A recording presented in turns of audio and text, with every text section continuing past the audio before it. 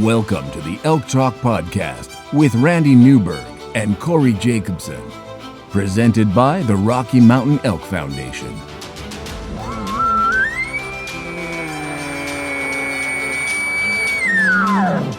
The goal is, what little you and I know about elk hunting, we share with people. I've got an elk bugle, it's like 120 yards away. What do I do?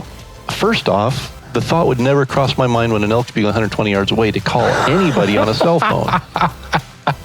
All elk? All the time? Only elk? Only elk. Well, it's us having conversations, so we usually go down some rabbit holes, but if you hunt with Corey Jacobson, you will find the landscape is full of rabbit holes. We're just going to make this up as we go. And you look at it like, oh, that's a target-rich environment. But if you're trying to single one out, a solo target there is much easier to go into than a big group. We record everything, so there's no BSing, no lying, no faking it with us. Did we hit the record button? I forgot to hit the record button. If you want to know something about elk hunting, this probably isn't the podcast to listen to. Should we give them a list of all the other podcasts where they might learn something?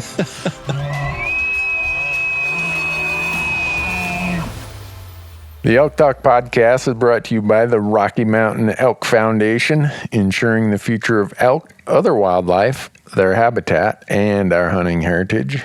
To become a member, go to rmef.org.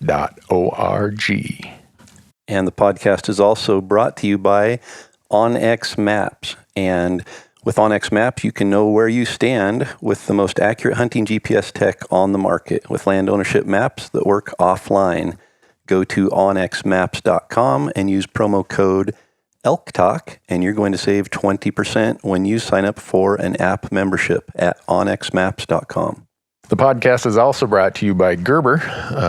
Go to gerbergear.com and learn about the knives, the Vital, the Big Game Vital, the Gator Premium, all the things that we use when we're out in the woods, and not just knives, but also some really cool multi-tools that they have.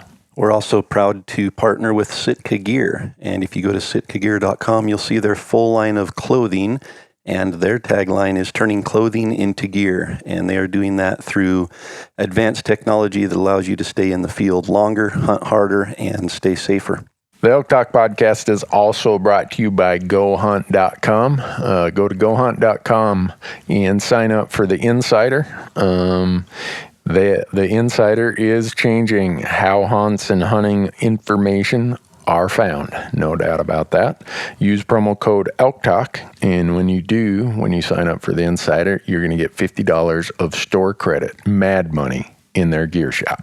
And we are also brought to you by Rocky Mountain Hunting Calls. And Rocky Mountain Hunting Calls is the original designer and inventor of the pallet plate diaphragm that's completely changed the way elk calls are made and used. And to find out more and to order your elk calls, go to RockyMountainHuntingCalls.com or BuglingBull.com and use promo code ELKTALK, and you're going to save 15% on all of your elk calls and elk call accessories.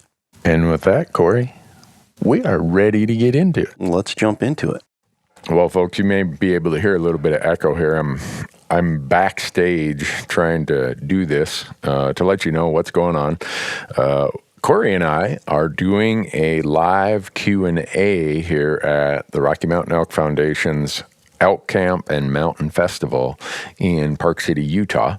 And in about 2 minutes, we're going to walk out to the front of the stage and we're going to have the audience asking us questions. And they've got this weird thing. It's like an orange box that has the microphone in it, and you just throw it to the next person who's going to ask a question.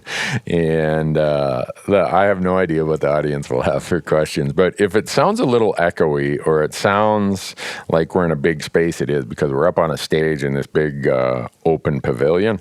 And we'll read back the questions from each of the people, and hopefully that'll let you know what we are answering.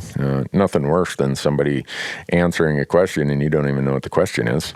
And the cool part is everybody who is here and asks a question, they get an elk call from Rocky Mountain Hunting Calls, and they get a Gerber Vital knife from Gerber. So that usually encourages a few people to step up and and ask the question. We have no idea where these ones are going to go. We did the one the other day, yesterday, and that one got into a little bit of tangential stuff. I'm like, oh, this is an elk hunting podcast. We don't need to talk about wolves and marriage and everything else, but it gives you a little bit of feel of what the audience is thinking anyhow. So if the sound of this one's a little different than normal, that's why. And when I walk around the curtain here and hit the button, it'll click. Both Corey and I will be on the podcast then, and we'll see how it goes. But really appreciate all of you listening, and hopefully next year, if RMEF has this Elk Camp and Mountain Festival down here in Park City again, hopefully some more of you can be down here for it. Here we go. Audio check. Woo. Corey's going to sing. Besides being Randy's going to play. Yeah, you don't want me to sing or play. I can't even play my radio on my truck. When I sing on the road, my camera crew rolls the windows down so that they don't have to hear me. All they hear is the wind noise going. So, but are we ready to do this? I'm ready. You guys ready? Does anybody have a question? So here's how it's going to work. So this little orange box up here, you have to come. The first person with a question comes and picks that box up, and then the second person needs to walk over and grab the box, or somehow we exchange the box. It says catch box. I'm guessing they can throw it. You can. We saw that yesterday. And then if you have a question, we'll do our best to give you a truthful answer. Odds are we're going to make it up. But we have Gerber knives here for anyone who asks. And then we've got Rocky Mountain hunting calls somewhere. Over here? Over here. So, who's first? He wants to do the Gerber. What's your number? Show me your number. 575, 595, 577, 573, 576, 609, 624, 620, 570. No. Oh, I'm 371. I saw 571. Right.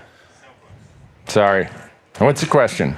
Okay, so the question is, if you have an elk that's responded to you, but he's not coming to you, what do you actually need to do to be more aggressive? You know, we talk a lot about aggressive calling, aggressive elk hunting tactics, but what does that really mean, right? So for me, you know, a lot of times elk don't come to you. And the key to getting an elk to come to your setup as you're calling is to get close to him. And so I get aggressive in pushing that envelope and getting as close to him as I can. So if I have an elk that answers me from 300 yards away and he's staying put, whether he has cows, whether he's in his bed, whatever the reason is, if he's not coming to me and I want him to come to me, I've got to get a little closer. And depending on the terrain, sometimes it's wide open and you can't get any closer. And when you're hunting open terrain and trying to call elk, it can be tough because once they get to that point where they can see where the calls are coming from but can't see an elk, they're going to hang up and not come any closer. So terrain plays a big part in that aggression of getting close. Once I get as close as I can, and I like to get inside 150 yards, 100 yards is ideal, but anything inside 200 is going to be okay. 150 just seems to be that sweet spot. But if I can get inside 150 yards and set up, it completely changes how that elk's going to react to my calling. And then from there, when I talk about aggressive calling, all I'm doing is giving him a cow call. So I get set up, I give a cow call. That gets the bull to respond typically. And once he responds, I hammer him with a really aggressive challenge bugle. And all I'm saying to him is, I let out a cow call, the bull responds and says, hey, it's September, you're a cow, you sound like you're by yourself, you want to come hang out with me, you know, the bull's hitting on the cow there. And then all of a sudden, this other bull gets very aggressive and says, no, she's taken, you don't talk to my cow. And that initiates that challenge sequence and starts the fight. And typically, if you're that close, that bull's going to react in the same way, very aggressive, wanting to come and fight. If you start off the other way and you start off with a bugle right there from the get-go and let that bull respond, he's going to then challenge you and hold his ground and make you come to him. So I always like to make sure I start with the cow call, then aggressively hit him once he responds to that. So I'm always getting in the last word, challenging him to a fight. So does that answer your question? Excellent. And I've got nothing to add that would be of value. Okay, so the question is, you just recently moved from Wyoming to Utah. Utah opens this year, I believe, August 17th. Is that right? And then closes September 13th. So What are the tactics for calling early season like that? I guess for me, if I had that hunt and I had the opportunity to maybe hunt a little bit of each week throughout the season, maybe you're hunting weekends and then you can take 1 week to hunt. If calling was my go-to, I wanted to call in an elk, I would hunt that last week for sure. Through probably Labor Day weekend, I would concentrate mostly on either water or spotting and stalking. The bulls are still going to be the big bulls, by the time season opens, are probably going to be split off individually. They're not going to be in the bachelor groups anymore. Some of the smaller bulls might still be, but those big bulls are going to be by themselves. They're going to be getting hard antlered, raking the trees in their staging area. If you can see them, if you're in an area where you can glass in the morning and see where they're going to bed, spotting and stalking can be effective. But when it's hot like that, they're going to be hitting water. So if you can find a good water source, and if you're patient enough to wait on water, it can be really effective, especially for those bigger bulls. If calling's your thing, you can still get into some calling early like that, but it's going to be mostly location type things. It's not going to be nearly as aggressive. You're going to have a harder time calling a bull in. There will still be that 1 in 100 bull that gets fired up and aggressive that you can call in on August 20th. And if you can find him, that's great, but you're going to have to cover a lot of country and a lot of miles to find him. So outside that, once you get into that last week of season, like the 5th through the 13th, that's my favorite time to call. And the reason why is the bulls are then establishing their harems. They're very aggressive. They're very competitive. And the bigger bulls usually don't have the cows yet, so you can still call in those bigger bulls. From the 13th on, it can be more difficult to call in those big bulls. But I would definitely, don't feel bad that the season's too early. It's just going to concentrate a lot of calling into that last week of season.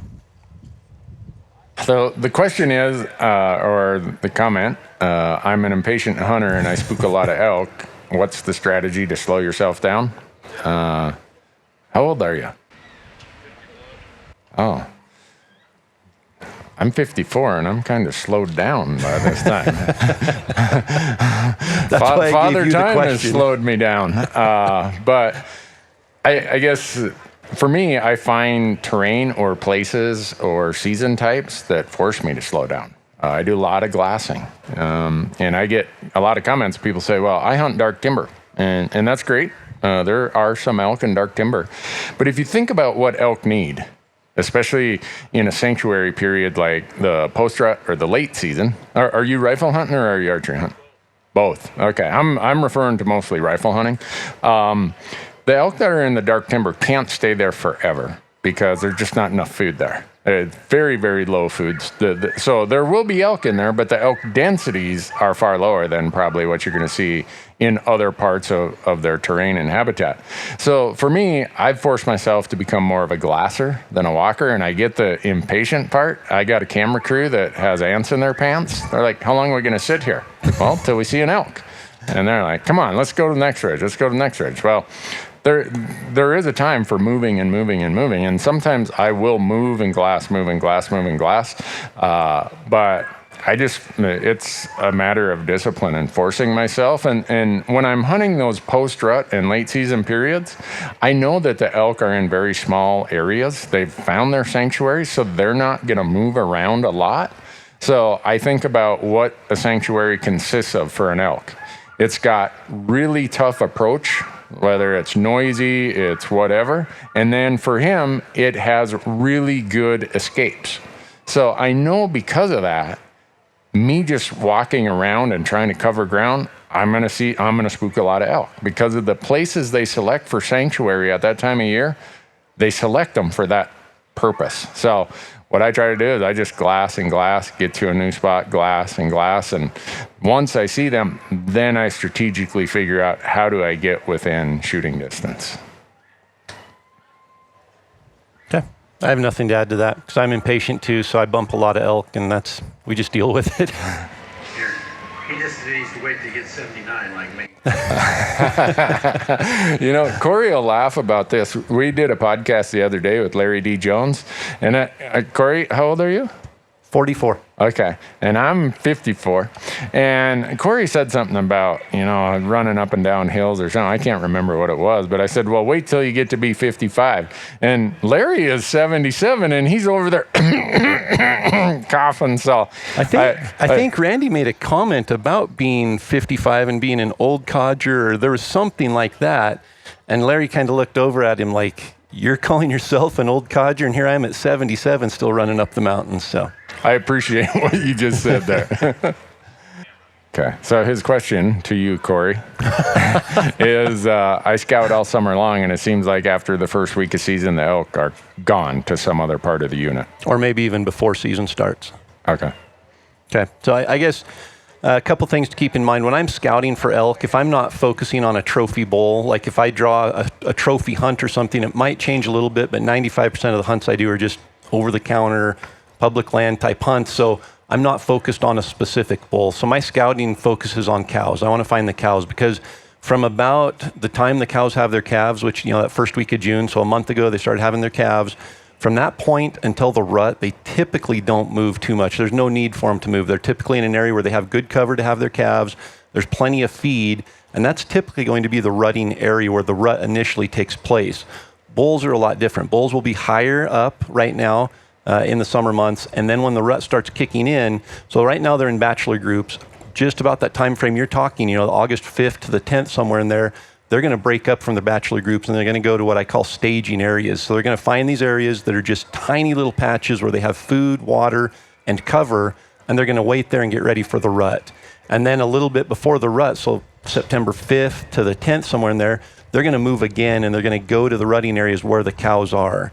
And so there's a lot of transition there for those bulls. As you watch them from June until August 1st, they're going to be right there in a bachelor group. You're going to be like, yeah, there's 10 bulls right here. Everything's great. And then all of a sudden, you're not going to see them again for 2 weeks. They go to that staging area. They start rubbing trees. They're getting hard antlered, ready for the rut. And then they're going to move again from there, and they might go 15 miles sometimes in some units. Typically, it's only going to be 2 or 3 miles where they're going to go find the cows, but sometimes they're going to go a long ways. So there's a lot of dynamic movement going on during that time. But for the most part, the cows, as long as they have cover and feed, shouldn't be moving too much. Now, once pressure starts getting in there, that can affect them. Typically, archery, though, they aren't going to move too much that middle of August time frame. They might just move around the mountain to a north face or to a little sanctuary where they still have food, but they usually aren't going to transition a long ways at that point.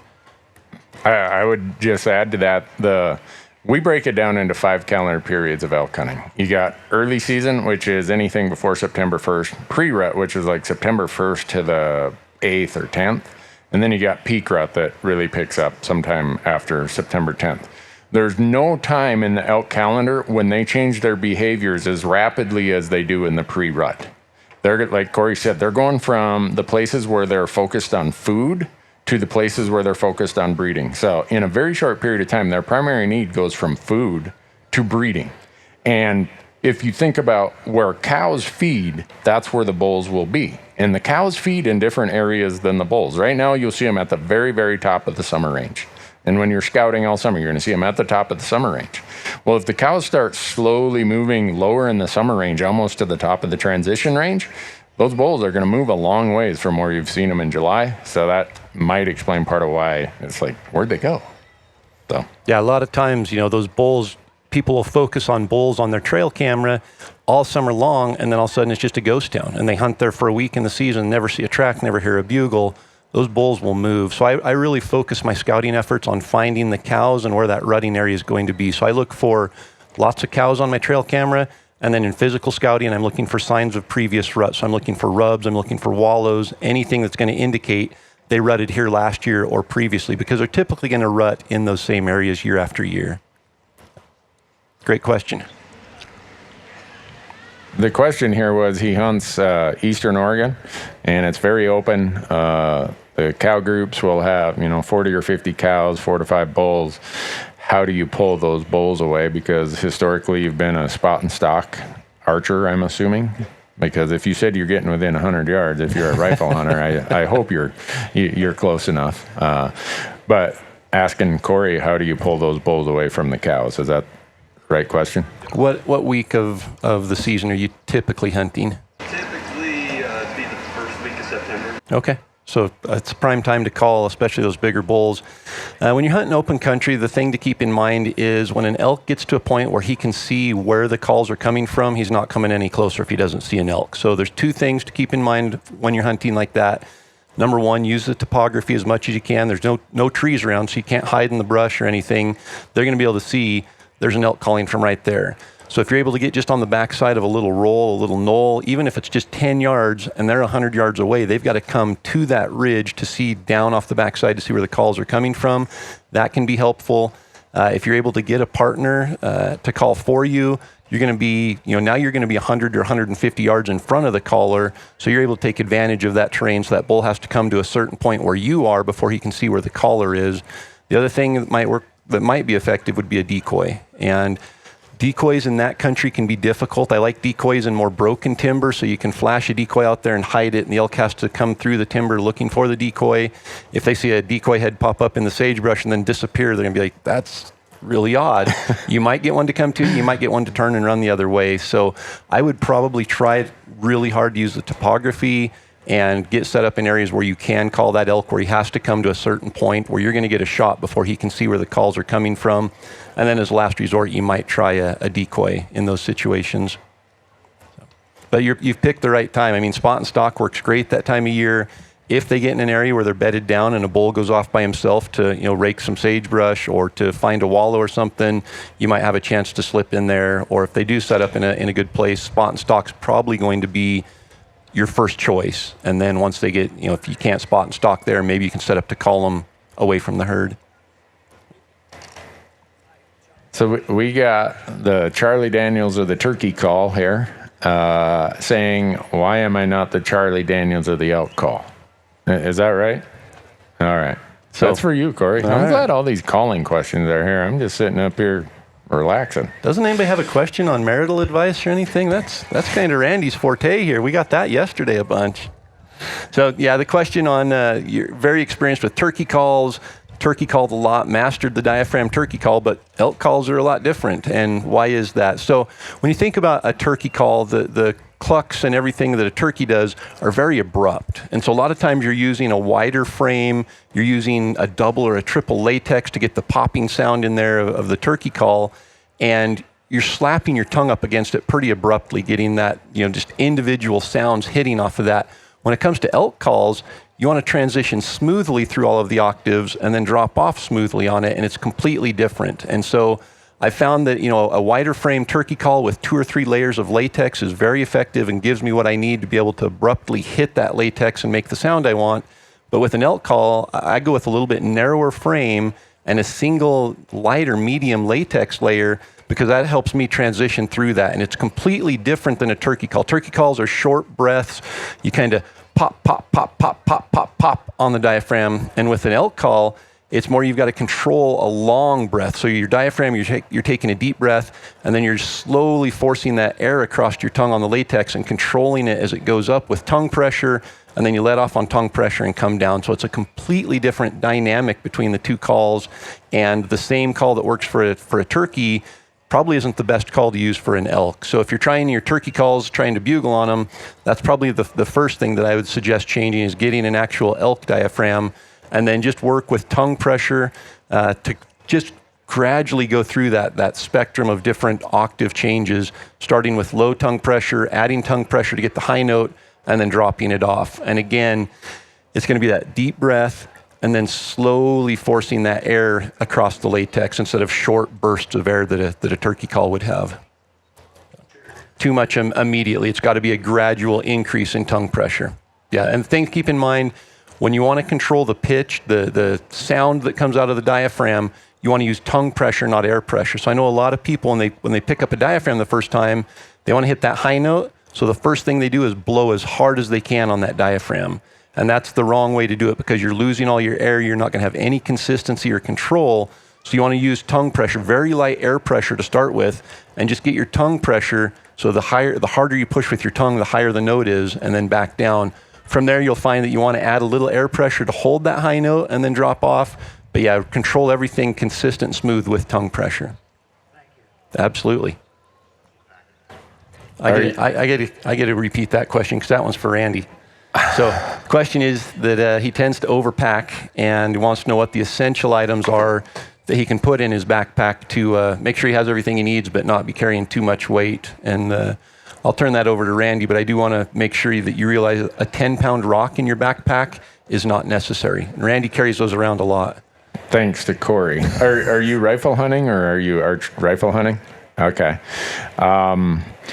I was one of those. So you said the question and you provided your commentary that was unnecessary, but Corey and camera guys are good at putting 10-pound lava rocks in your pack in New Mexico, so don't do that would be the first answer. But I used to do the same thing. I'd way overpack. But for me, I try to think about, all right, what is the time of year I'm at? And what are the essentials for that time of year? Because I would have a tendency to more overpack in a late, like a winter or a November type hunt than I will in an earlier season hunt. I would sit down, and I'm not one of those guys who on a backpack hunt I cut my toothbrush handle off or anything like that. It's like, all right, what do I need as my basic essentials to give me comfort? And comfort is both the mental comfort that I'm going to be safe out here, and that if something goes south, I'm going to get home, and the comfort of what allows me to hunt harder and longer.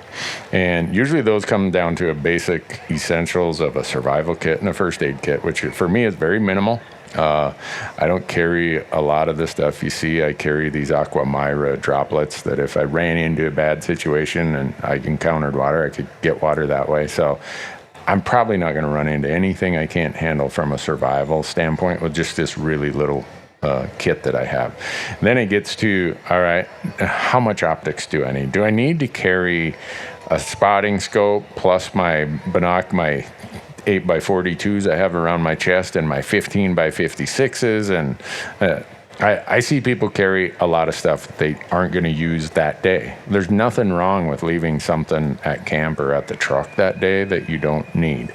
I would go out and even in years you may not have a tag or whatever, I would go out and experiment with that. In the summertime right now, I'm testing my pack of, all right, what new am I adding this year, and is it worth it? I mean, I've had the benefit of doing it for 30 years, and I've kind of sorted out what does or doesn't work, and what's, like a boat anchor that does me no good. It's really a matter of trial and error for me, and having. I always say knowledge is confidence. Confidence is success. So if you have knowledge about the conditions and the experiences you're going to have, you're going to have confidence that you have your gear. A lot of times, at least for me, I would overpack because I didn't have confidence. Or if I backed it up even further, I really didn't have knowledge. And so I'm out trying to replicate that all times a year. I use spring bear hunts to sort some of that out. I use summer pack trips, whatever. So I know that's a general question, but it really gets down to every piece of, do I really need this? Do I need 4 pounds of food with me today? Well, when I'm at home, I don't eat 4 pounds of food in 2 days. Why do I need 4 pounds of food in my pack? Do I need 4 liters of water? Can I get by with 2 and have some emergency backup system? So that's how I approach it. That's very unscientific, but yeah, just add to that. I make a list of what I need and then a list of what I want. And when you look at just the essentials, say I'm archery hunting in September, if I'm not bivvy hunting, I'm coming back to a base camp every day, the list of things I need is pretty minimal. I need a license, I need an elk call, I need my weapon. I usually don't carry binoculars depending on the area we're hunting. I need a rangefinder. I need food to get me through the day, which is pretty minimal because I'm eating breakfast before I go. I've got dinner waiting for me back there, and I know I can make it at least 12 hours without food if I have to. So carrying as little food as I need to, but having enough to get by. And then I have a kill kit, so I carry a knife, game bags, an extra flashlight there just in case flashlight runs out in my essentials kit. And then I've got just the very basics. I used to only carry like 16 ounces of water, and that's not a good thing I've found. So I carry more water now, but water adds up fast, so I still don't overdo it. I don't carry a hydration pack typically. I usually carry probably 32 ounces of water and then capability to get more in the field if I need to. And really, when you look at it like that, those are the essentials. Sure, it'd be nice to have this, or be nice to have a padded seat to sit on when I sit down to eat my trail mix. I start weeding things like that out because I don't need them. So the question is, during the rut, Randy, have you ever found yourself in the magic circle? And if so, how did you handle it? You know the old saying, every once in a while the blind squirrel finds a nut? That's kind of me finding that magic circle in the rut. You know, it's like I just stumbled into it. Yeah, and it's what we live for, right? It is that time where it's like, whoa, this is it. I would say when I first started elk hunting, I didn't even realize that, oh man, I'm in a special situation here. I've got bulls here and there, and I've got cows bedded nearby or whatever it might be that created that situation, and I screwed up every one of them. Every single one of them. I had a perfect batting average, if you want to call screwing it up a batting average. As you get to hunt more, you realize, oh wow, this is unique. This is special, and wow. I've handled it differently when I'm hunting with a partner versus when I'm hunting by myself. I've had to handle it differently a lot now that I usually have 2 camera guys following around with me. Everyone's like, oh man, I'm glad I don't have 2 extra guys following me around. But I still remember one time in New Mexico getting into that situation, and it lasted about 5 or 6 hours. It was just unbelievable. And I screwed it up. But I didn't really screw it up. What happened is one of the smaller bulls came straight on, frontal shot at about 20 yards, and just screamed at us. And like, you know, I'm here, I'm going to whoop you. And I didn't take the shot. And then when he moved back over with the group, they just started moving off, and then I screwed it up. I got excited.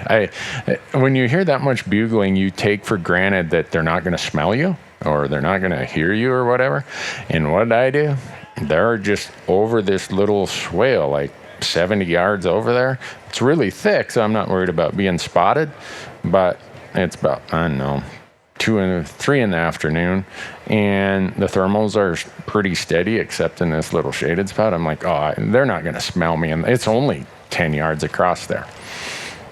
I ruined the magical circle. I created a stampede of elk.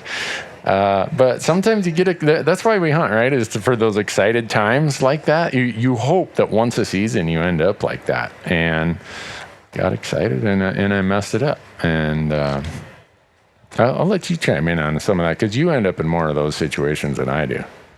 I thought the magic circle was referencing Lord of the Rings or Randy's nap time or something, but I've never seen Lord of the Rings, so I wouldn't even know what he's talking about.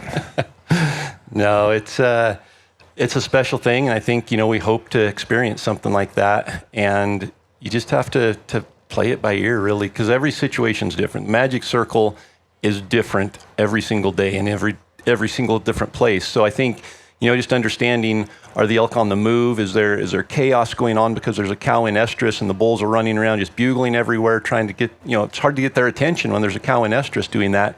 Or did 2 or 3 herds come together and the bulls are just wanting to fight each other to establish, you know, their herds again?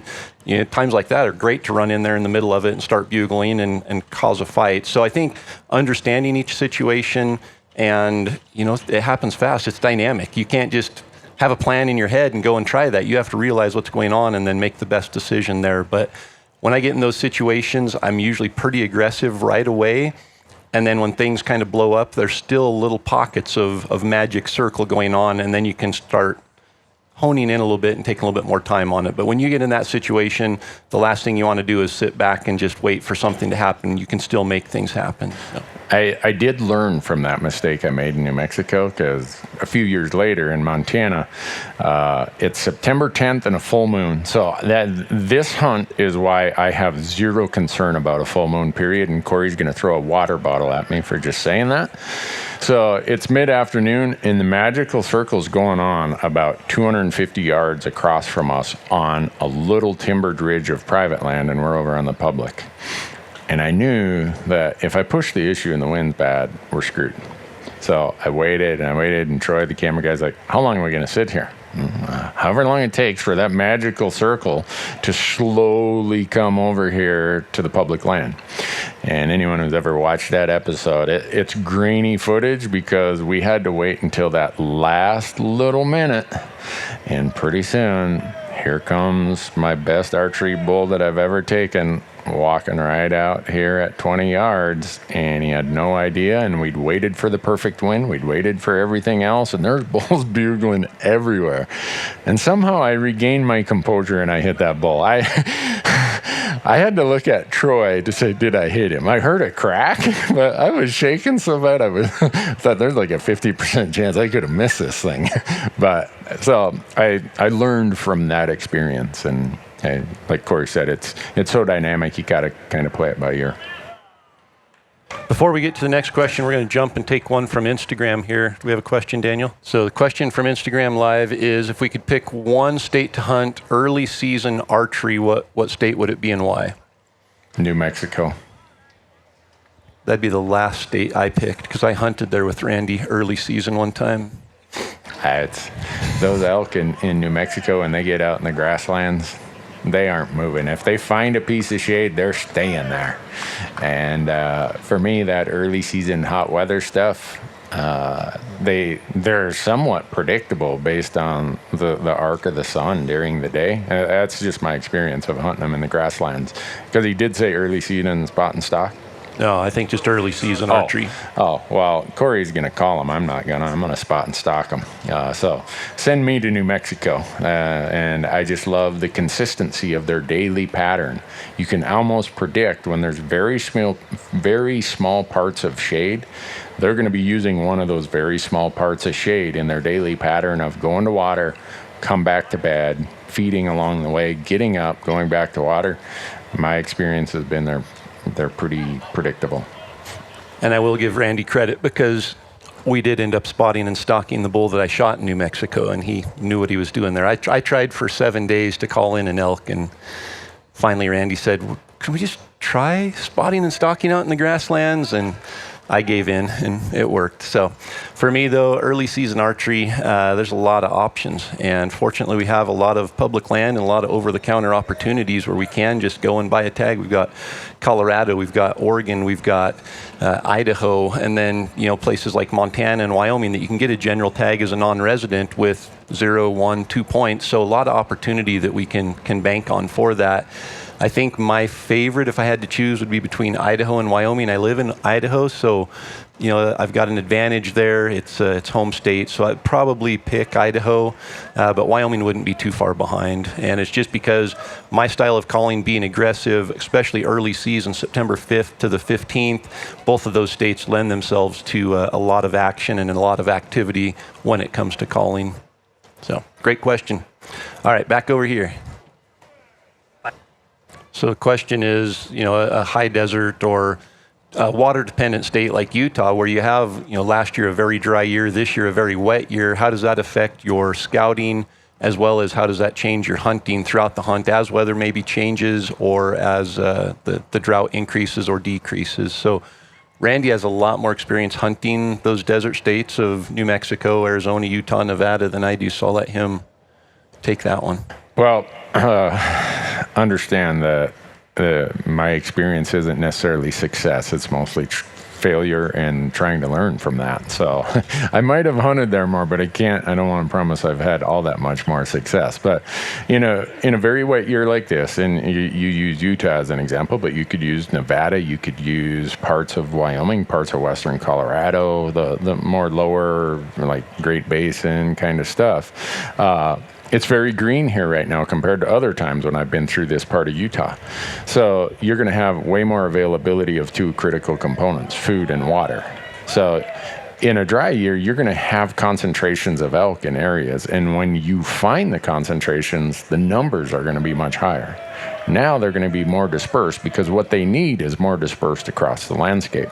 So in a situation like this, I would save my scouting days for just before my hunt. And I don't care if that's an archery hunt or if that's a rifle hunt, because the likelihood is you could have a really green condition like this in July and August. And if you get no moisture between now and then, you might see elk dispersed over here and dispersed over there. But if you get a dry cycle for the next 6 to 8 weeks, you're going to end up with a situation where elk are not dispersed like they are right now. So for me, the relevance of my scouting time, the closer it is to my hunting season, the more valuable that information is to what I'm doing. So that's kind of a general approach that I make to it. But a dry year like this is going to allow, whether it's elk or mule deer, it's going to allow them to disperse in a lot of places where normally you don't see them. But one thing Corey mentioned earlier that I hope people picked up on is, even in a wet year like this, the rut, if you're archery hunting, for whatever reason, these elk go to the same places to rut every year. And there might be 5 ridges that all look the same, but ridge number 2 is the one that has all the rubs. And you go there on September 10th, and for whatever reason, ridges 1, 3, 4, and 5 don't have any elk. And I can't explain it. It's just the elk. There's something there that the elk like, that they select that. So whether it's a wet year or a dry year, if you're archery hunting in the rut, that is another thing that is a scouting information that's not going to change a lot between scouting in July and your season in September. Nothing to add there. This is. I'm going to read all 8 questions he just asked, if I can remember them all. It's about Corey, hiking the ridge in the morning, doing locating bugles, but you got the heavy thermals, the heavy air going down. How do you handle that? Does it change whether it's open country or timbered country? And then if the wind isn't quite perfect, do you try to side hill or somehow go after them and not wait for the wind to be perfect? Did I cover them all? Oh, yeah. Also, how far does your scent travel in timbered country? Could you repeat the questions again? So, the way we hunt, we typically hunt from a base camp. We're leaving either a trailhead, base camp, something before daylight. We're hiking up a ridge. And the thermals are coming down. The thermals are in our face. That's typically when the elk are moving too, with the thermals coming down. So we're typically following elk up the mountain or paralleling them. We might get on a ridge that converges with another ridge, and now we have a new basin down in there to call into. But for the most part, as we're going up that ridge, as we call, the call's broadcasting up ahead of us a little bit, out alongside of us, as well as back to where we've been.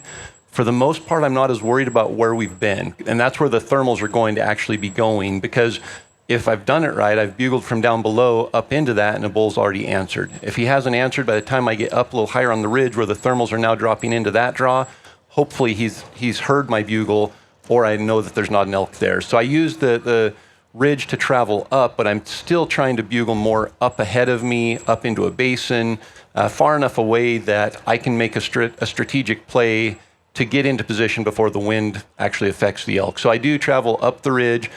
Once the wind switches, I'm up higher, I'm above the elk. Now I'm traveling across the ridge top, bugling down into those draws. And then as it switches in the evening, we're coming back down a ridge, trying to parallel the elk as they're going down to their feeding area for the night. So playing the thermals that way, trying to understand how the elk are using the thermals to move, and then we're moving the same way. Once we do get a bugle, say we're on a ridge and a bull answers down in a basin below us, if the thermals are going down, typically we're going to have a finger ridge or something separating us and the elk, so we can be strategic. We can come up with a plan that's going to allow us to move in on the elk without blowing them out.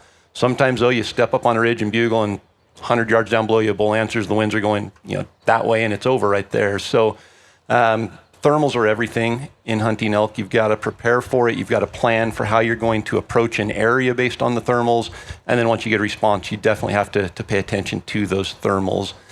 As far as, maybe one thing I'll add in there that probably was maybe asked or something in that question, you can't control the wind. The wind is going to do what it's doing, but there are some things you can do to utilize the wind to your favor or minimize the negative effects of the wind or the thermals.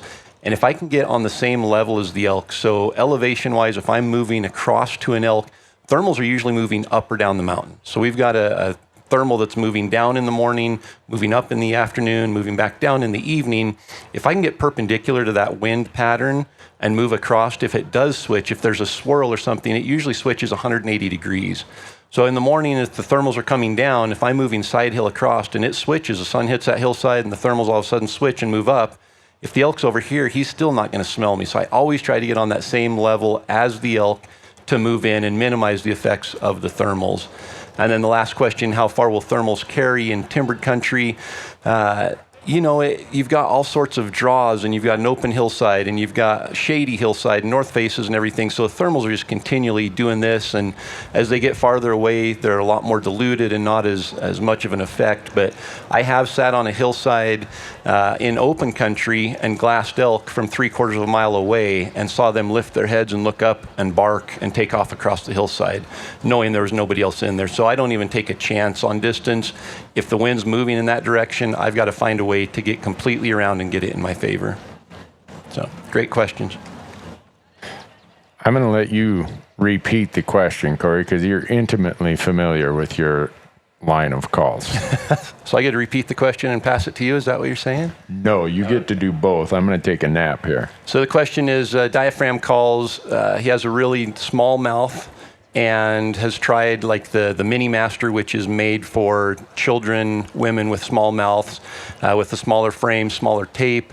It seems a little too small. And then you've tried the All-Star, which also has a small frame but a bigger tape, and you feel it's a little too big, so you've trimmed it and still are having a little troubles with it. So the question is, are there modifications you can make to the diaphragm, or maybe a different diaphragm, or is there an external call that would work as a second replacement there? So there's a lot going on with the diaphragm call. You look at it and you think, well, it's green, that one should work good.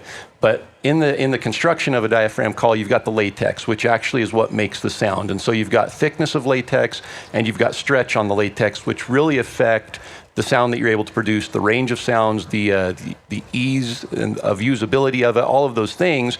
Then you've got the frame, and the frame closes over the latex, and that's what holds the latex in place. And the wider you get or the narrower you get, again, is going to change the tone. It's going to change the variation of sound you make. And then lastly, you've got the tape, and it's the tape that goes on there that kind of gives it structure, so you can put it in your mouth. You don't have just a little piece of metal with latex in there moving all over. So I think that what you're talking about is the tape on the call feels too wide in your mouth. Is that correct? It's the frame. Okay, so is the frame hitting on your teeth then? Okay, so the frame's hitting on your teeth, and you're unable to get it seated up in the roof of your mouth there. Okay, so you do have a very narrow palate. So the frame on the Mini and the frame on the All-Star or the Champ or the Contender, any of those in the Elk 101 line should be the same frame. So those should fit the same. They're just going to have wider tape. So if the All-Star fits up in there a little better, but you've tried trimming it a little bit, I like to leave the tape wide. And the reason for that is it helps seal the air. So as you're blowing air across the latex, if the tape's too narrow, you're going to get a lot of air escaping outside of the latex, and you aren't going to be able to control it. You aren't going to be able to hold the high note as long, so that the tape can really help hold that air in there and channel it. So I wouldn't recommend trimming tape necessarily if it's a matter of the frame and you just can't get a frame to seat up in there. I'm guessing it'll sit on one side of your teeth and be up in the palate on the other side, and so it's just sitting crooked and all that there. That makes it really hard to call with. So frame-wise, there's not much you can do. You've tried the smallest frames. I'd like to work with you afterwards and just take a look and see what we can do. But when it comes to external diaphragms, the Conqueror mouthpiece basically takes the same frame, puts it in a mouthpiece, flips it around, and all you have to do is blow on it from the outside. So you can use your tongue or your lip the same, get a lot of control with it. You can still chuckle with it and everything, and I can show you that afterwards as well. So Randy and I will be over at the Rocky Mountain Hunting Calls booth from 3 to 4 today, and probably there a few minutes early. If you were able to show up a few minutes early, I'd love to talk more on that. So, is that helpful? Excellent. So the question is specifically referencing Idaho, but there's several western states that have the same special situation that you referred to, and that being wolves. Wolves have changed how elk respond specifically, and especially, so how do you handle hunting in a wolf-heavy area if you're wanting to call in elk? I live in Montana. We got our share of wolves also. We don't have them quite to the infestation that you have in Idaho. But Corey and I will probably have some differences here. One of the things what we have in Montana that we've been dealing with, they've never disappeared, were grizzly bears that are a lot of predation on elk with grizzly bears. And I've really not noticed in Montana a huge difference in elk behavior. I've noticed a big difference in elk patterns of where they disperse and what they do.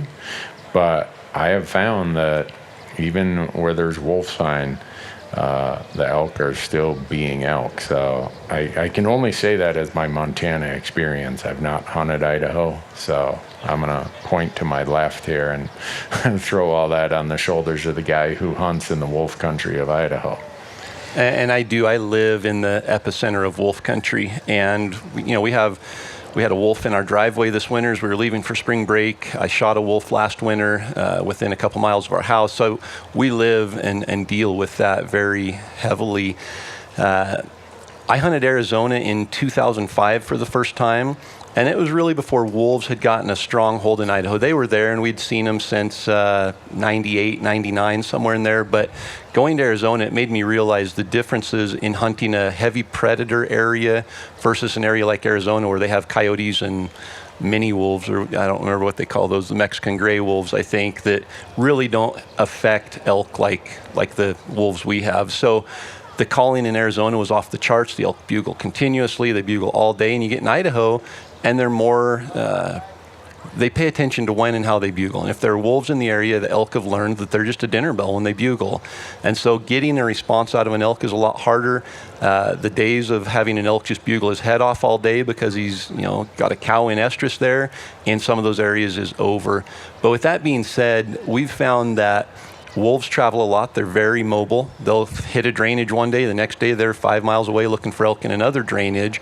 And if they get into an area where there are a lot of elk and the wolves start hunting there, an elk 5 miles away is going to act completely different than the elk in the drainage where the wolves are. So we've been very mobile as well, and finding that as we move and try to stay ahead of the wolves or find areas where the wolves aren't actively hunting elk, elk still act like elk, much less than they did, but they still act like elk. And so we were in an area, I'll give you an example. We had an area where there's 7 bulls on the first weekend of archery season in Idaho. We stepped in there, I let out a bugle, and I couldn't even get an elk to lift its head and look at me, including one that was just 250 yards away. And we tried everything we could. Finally, one down below us was feeding his way up the draw with his cows, and he just let out a, and that's all we got out of him. And we got up on the ridge line following that bull, and there's wolf tracks, fresh wolf tracks all over there. So we hunted the rest of that day, never heard another bugle, couldn't even do anything other than bump elk. We got in the truck that evening, drove down the road about 8 miles, hit another drainage on the other side of the canyon, and hunted up it, and the elk were screaming their heads off. And we came back to that initial drainage a week later, 5 or 6 days later, and the elk in there were bugling like crazy. So the wolves had moved out, the elk had picked up, but as soon as wolves are in the area, they just clam up. And so I think being mobile is the key, finding those areas where the wolves aren't active and then getting in close. That bull that let out the little growl, he was 80 yards away before he felt comfortable enough to let out just a low growl. But the elk still rut. The elk still chase cows. They still breed. They do all the things elk do. They just have to do it a lot more carefully now. So the question is, you hunt where there are a lot of sheep, domestic sheep, and you've always been told not to hunt deer and elk where there are domestic sheep, and you want to know our opinion. I guess my question back is, have you been successful in that area? I have seen, just like them passing by. A lot of times when I hunt with my dad, it's like, oh, there's sheep been here, let's just go to this different route. We don't need to go try this canyon, per se, because the sheep have been in there. Okay. I'll let you take a stab, and then I'll do the same, but I think our answer is going to be the same. Your experience of struggling to find animals where domestic sheep have come through mirrors mine. I've really struggled when, and I will call the BLM. Usually this is BLM. Sometimes it's Forest Service, but like I have a Nevada tag this year. One of my calls is to the BLM to say, when are these sheep on the allotments? Because if they're on this allotment in an area where I'm hunting, I'm going somewhere else. And that's just based on my experience of seeing how a lot of times when domestic sheep come through, we got a helicopter coming here. Maybe the president is arriving via Marine 1 or something, or Marine 2, whatever the new one is. But anyhow, if you've ever been there and seen when domestic sheep come through, it is nothing but fine powder usually when they're done. Anything that's low enough for them to reach has probably been consumed. And I understand that the landscape's multiple use, and these are allotments that are, they're permitted to do what they do. I can't change that, so I change my hunting, and I just, whether it's elk or whether it's deer, I will avoid where domestic sheep have been. Now, cattle, I've not had nearly the experience of displacement from domestic cattle as I have from domestic sheep. Yeah, that'd be my answer too. And I guess, like Randy said, it's multi-use land, and we share it with everyone, and the sheep grazers have an effect on hunting, in my opinion. Sheep will eat the grass right down to the dirt and leave nothing. Cattle will eat the top tender parts and move on, and the elk can still come and eat the bases of the grasses, and so there's still feed there.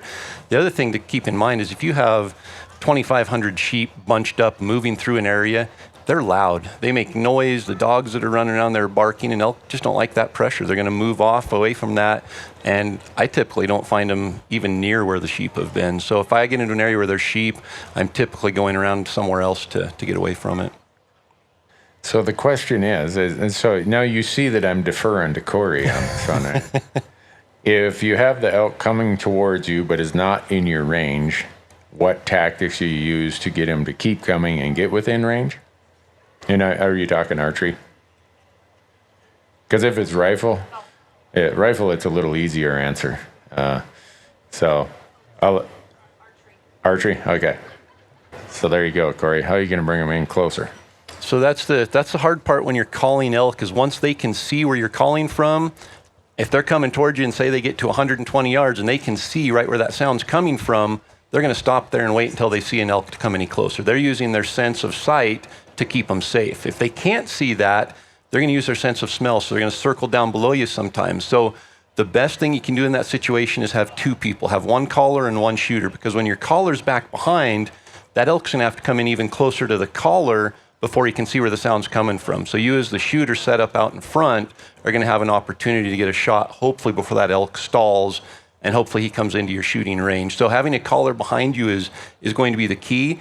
If you're a solo hunter, which I know a lot of people like solo hunting, and that's the biggest question of, the elk always hang up at 80 to 100 yards, they're always coming in frontal, I can't get a shot, what do? You have to become a ventriloquist, and that's really what it's about, is fooling that elk to have to come in farther into the setup before he realizes you're right there, or making him think that he's got to come another 60 yards to get visual. So you can do that by casting your bugles or your cow calls back behind you, and when you turn a bugle tube around and call from right behind you, that can throw that sound another 30 or 40 yards and make the bull come in.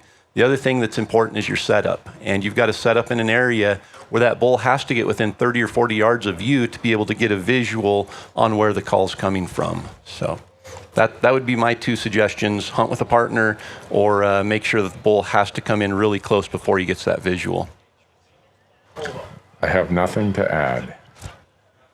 So the question is, if you're packing into the backcountry with horses, couple of questions.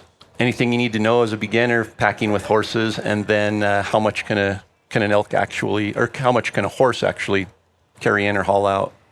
I can answer that question because I know nothing about horses. My view of horses is you don't need horses if you have a friend who has some. Kind of like hunting dogs and fishing boats, right? You don't need one if you got a friend who has one. That's what your brother-in-law is for. But I really don't know the answer to that, because as people know, I've become kind of fond of llamas. And so I could answer some questions to that. But you said you had horses at one time, Corey? No, my family had horses, and I just had to put up the hay for them. So question, I guess, back to you. Do you have horses, or are you looking at buying horses, or is this, I guess, where's the question coming from there?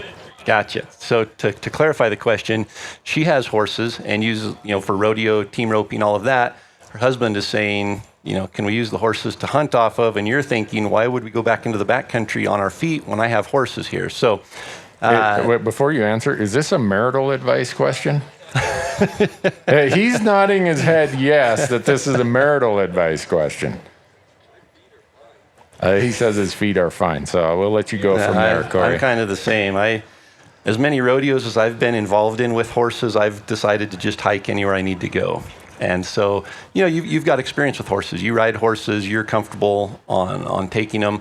I think riding them into the backcountry, you're going to be just fine. When it comes to packing, it is a whole different animal. So a horse, I feel, needs to be comfortable with packing and trained for packing, not just, team rope. A team roping horse is not a packing horse necessarily, but it could be. So I think, I don't know. I don't have any real good advice to offer there other than a horse can pack a decent amount of weight. And if they're comfortable packing weight, there's no reason not to utilize them. In Montana, everybody who thinks that, and I wasn't one of those people. Okay, I came from a logging family where we drove around in skidders and stuff like that, so I don't own any horses.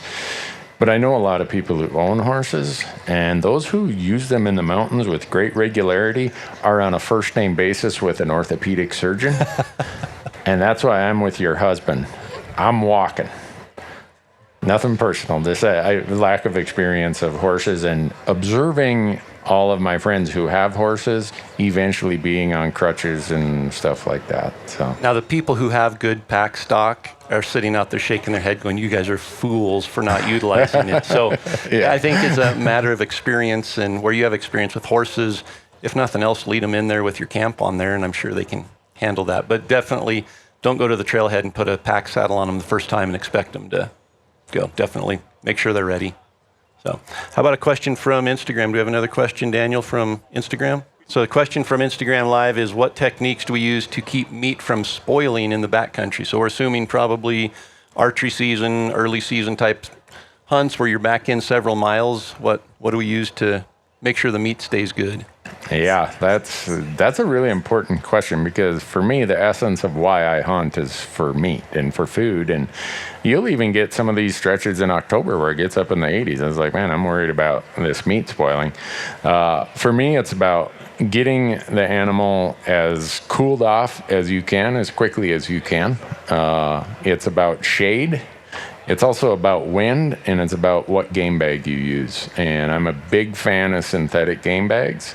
And the reason being is that if I'm in a place where I know I'm going to have to leave this there for 2 or 3 days, and I'm able to find adequate shade, and I'm able to find a windy place where, just off the slope of a ridge or on the slope of a ridge I know the wind's cutting through there, I know that I'm going to be able to leave that in some sort of game bag that's synthetic that will allow evaporation to happen. It's not going to absorb water. Also, you get some of these cheesecloth game bags, and if you've ever put a full elk quarter in a cheesecloth game bag and hung it, pretty soon the gaps in the cheesecloth are about a 1/2 inch by a 1/2 inch. And what does the fly do when they land on that meat? They use their tail and they impregnate eggs in your meat, and that's where you start getting spoilage and other stuff. You'll get spoilage from bacteria as a result of moisture and heat. Synthetic game bags take care of so much of that.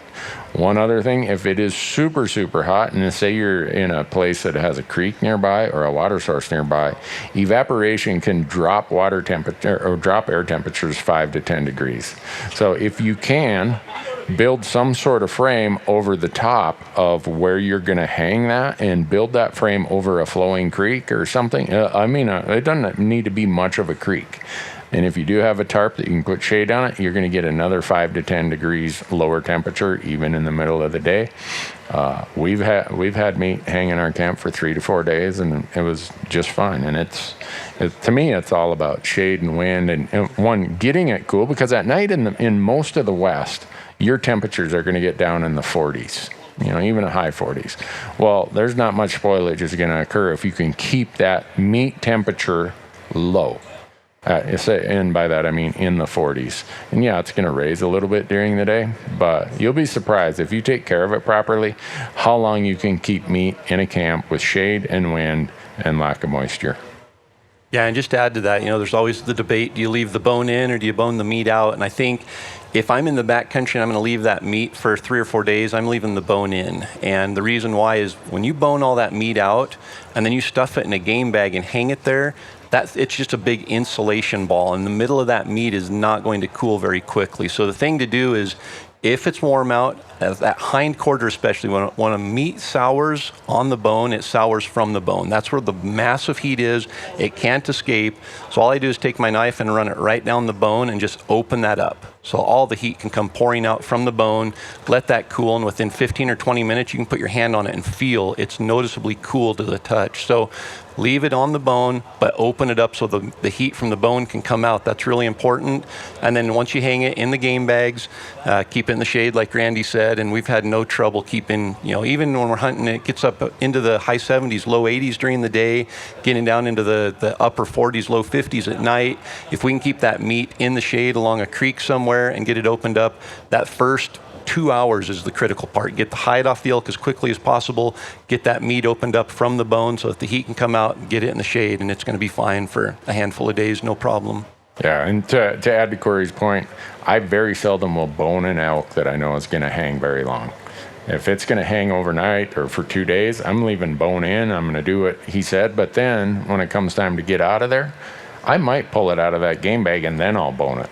But while it's hanging, I don't want this great big blob of meat that has no airflow, no convection to get that heat out of there. So the question is, full moon, New Mexico, early season archery opens on the 5th, or the quarter moon's on the 5th, and then the full moon is 13th or 14th this year. So yeah, 13th. So will that affect hunting New Mexico early archery? Randy, you said early archery New Mexico is your favorite place to go, so I'll let you take that one. I'd go the whole season if I can. I don't worry about moon phase. And I know some people, and probably this guy over to the side of me is like, wait a second here. And when you do what we do, we go from one trip to the next trip to the next trip, and we can't plan gaps in the moon phase. We have no noticeable difference of elk activity between full moon, new moon, half moon, quarter moon, whatever. But what you do have in that early September period is heat, like high daytime temperatures. That, in my experience, will force the elk to be way more, if you want to call it, nocturnal than moon phase. And I have no doubt that the elk do have some response in their daily patterns to moon phases. I'm not discounting that. But if you think about the logic of, can elk say, oh, we're not going to breed right now because it's a full moon? That you think about biologically what they have to do, they have to have this spike of calves drop in late May, early June as a predation effect. So they have these big pulses. That's part of how they've evolved to reduce the effect predators can have on that calf crop. So they have a certain gestation period. You roll that back. They don't say, well, it's a full moon on September 12th, so we're just going to shut it down here for a week. No, that doesn't happen. I don't discount that some daily patterns of how they do it are affected by moon phase. There's, like in fishing, there's probably times when, hey, it's a little better at 2 in the afternoon for some reason that we don't know.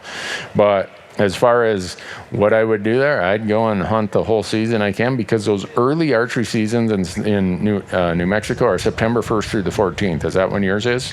Yeah. And so the risk of running into a very hot temperature period is high. I had a tag in New Mexico last year, same dates. It was in the high 80s for 5 of our 7 days. And elk just are not going to do anything during the daytime hours because thermal regulation requires a lot of energy, even when it's hot. And so that's, in my mind, that's probably a bigger risk than the moon phase. And I would move my hunt as late as I could in my season, knowing that I could still hit a hot phase late in the season, but it lowers my percentages of running into that situation. Now you're going to hear a completely different opinion about moon phases. Not completely different, but a different angle maybe. In states like Idaho, Wyoming, Montana, I don't think the moon has near the effect it does in the desert states, and I wouldn't hesitate to hunt on a full moon if I had to. If I could choose, I'd probably try not to, but I think there's a couple combinations. Heat, Randy mentioned heat. If you get heat and a full moon at the same time, that's tough. The elk are just going to be bedding down at daylight, and you aren't going to get much activity during the day, especially in places like New Mexico, Arizona, Nevada. The one thing to keep in mind is the rut. And the estrus cycle of the cows is really triggered by the daylight that enters the cow's pupil. So I think the fall equinox is September 21st this year, somewhere right in there. That's the day when the daylight hours equal the nighttime hours. It's equal night, equal day. That's what triggers the cow estrus. And so the estrus is usually going to kick off within 5 or 7 days of the fall equinox. Now, if you get a full moon right during that time, that could be putting more light into the pupil of the cows, and it might make the rut kick in another 4, 5, 6 days later. And we'll see that. We saw that when Randy and I hunted New Mexico. It was a full moon, it was hot, there were people everywhere, and we were hunting during the fall equinox. And the elk just weren't kicked into the peak rut yet.